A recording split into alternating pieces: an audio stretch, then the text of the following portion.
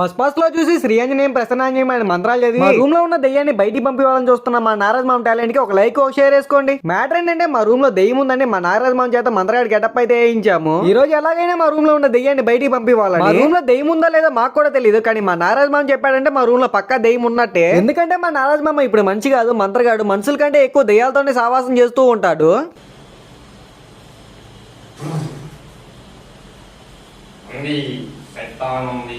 ఇప్పుడు ఆ దెయ్యాన్ని బయటికి పంపించాలని చెప్పి శాసనాల గ్రంథం బయటికి తీసుకురమ్మన్నాడు. నేనేమో మా డైరెక్టర్ బస్ పాస్ తెచ్చి ఇచ్చాను. ఆ శాసనాల గ్రంథంలో ఉన్న మంత్రాలు చదివి దెయ్యాన్ని ఎలా బయటికి పంపిస్తున్నారో చూడండి మా నారాజ్ మామ.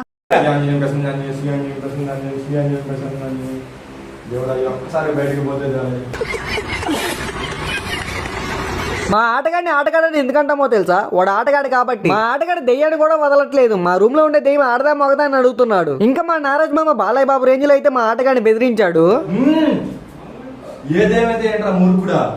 ఎంత బెదిరించినా మా ఆటగాడైతే ఆట ఆడటం అయితే ఆపడు. ఇది పార్ట్ 1, ఇంకా పార్ట్ 2 కూడా ఉంది. పార్ట్ 2 చూడాలనుకుంటే కమెంట్ సెక్షన్ లో పార్ట్ 2 అని కమెంట్ చేయండి. అలాగే మా నారాజ్ మామ గెటప్ ఎలా ఉందో కూడా కమెంట్ చేయండి. వెళ్ళొస్తాను, బాయ్ బాయ్. మీరు కూడా వెళ్లే ముందు సబ్స్క్రైబ్ చేసి ఫాలో కొట్టి వెళ్ళండి.